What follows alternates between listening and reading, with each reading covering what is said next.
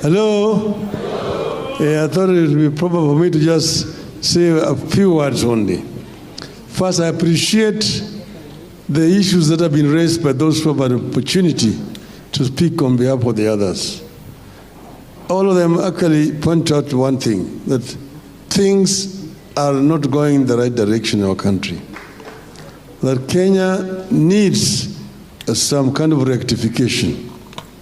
Project Kenya. Somebody asked about the compensation for the Mau Maus. That is a subject for another day.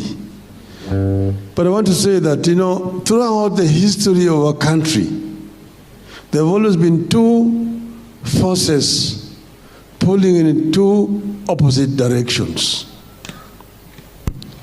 They're the protest for change and development, the forces for retention of the status quo. Those who have been fighting to retain the status quo. Even when people were fighting for independence, those whose intention was basically to remove the colonial system, remove Azungus, and bring in an African regime, and use those powers which the colonialists were using to oppress the natives, use it themselves as Africans to lord it over fellow Africans. That's why when the Mzungu went, they said, Wazungu weusi wameingia. They came in, they transplanted the colonial system, and then themselves became the colonizers. They're using the very same system that the British were using to oppress the African people. They're using it to oppress the fellow African people. But those who said they wanted to make independence meaningful, people were fighting against colonialism because colonial system was ruthless, was alien, was dictatorial. They wanted to replace it with a system that was more responsive to their needs, a system that will be more humane, a system that will enable them to realize their dreams. And that's why they are talking about the fundamental rights of the people of Kenya. The right to life, the right to food, the right to shelter, the right to health, the right to education. So the fundamental human rights of our people. And if you can guarantee those rights, Kenya can prosper. So we have seen this.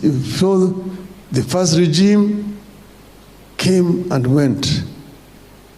The second regime came and went.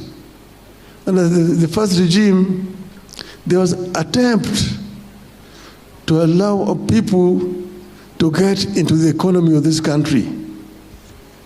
So a kind of an African middle class was emerging, but it was still very small. The major part of middle class was still very much alien. The second class that came, the second regime, tried to suppress that emerging African middle class and create what is called the comprado bourgeois, comprado regime, commission agents. Those whose regime was just to let a commission happen. It impoverished our people completely. The third regime tried, and there was a clear vision. That's why that regime came up with the Vision 2030, which was aimed at removing our people from poverty to a middle income status by the year 2030. And this is a clear vision for the first time. I am happy to have been the part and parcel of coining that Vision 2030. But after that again, we lost direction now. The thing became a little bit grayish. Now we've come back to the dark era, trial and error. Everything goes. You can come here and lie, sell the lie here. Hii tutafanya hii, tutafanya hii, tutajenga hii, tutafanya hii, tutafanya hii, everything tutafanya. Kesho hii fanya hapa, fanya hapa, all the times, just promises and promises. They say this gentleman lies all the times, and all the times, and that is, si gentleman hiyo. Even if you give them 100 years, they will still just be lying. Nothing will happen under this stupid regime. I thank you very much.